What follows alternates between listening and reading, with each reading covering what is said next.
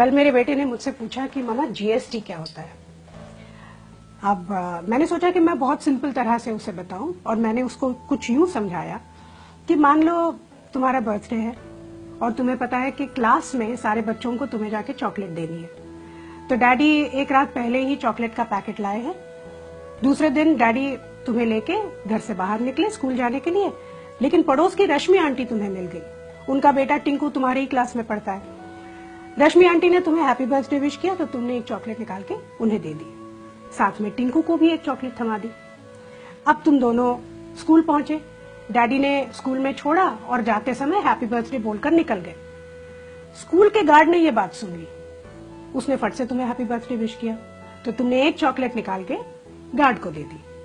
अब तुम स्कूल के अंदर पहुंचे, टीचर ने पूरे क्लास में अनाउंस कर दिया कि आज तुम्हारा बर्थडे है और तुम सबको 2-2 चॉकलेट्स दोगे।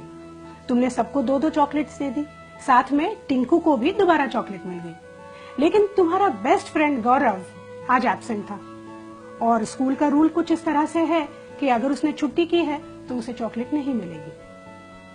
तो अब यूं समझ लो कि तुम्हारा बर्थडे जो है वो तुम्हारा बिजनेस है और ये जो चॉकलेट्स हैं ये टैक्सेस हैं।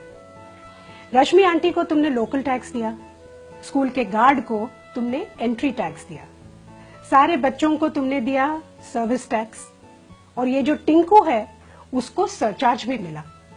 लेकिन गौरव, उसको बेचारे को कुछ भी नहीं मिला। तो ये थे मौजूदा टैक्सेस। अब जीएसटी क्या है?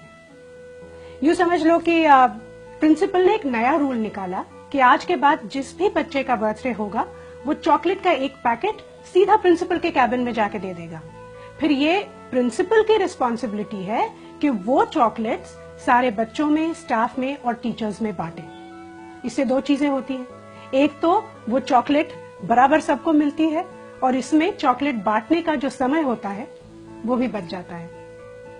जीएसटी यही है बस, अलग अलग जगहों पे, अलग अलग विभागों में अलग अलग टैक्स देने की जगह एक ही जगह पर एक ही टैक्स दो।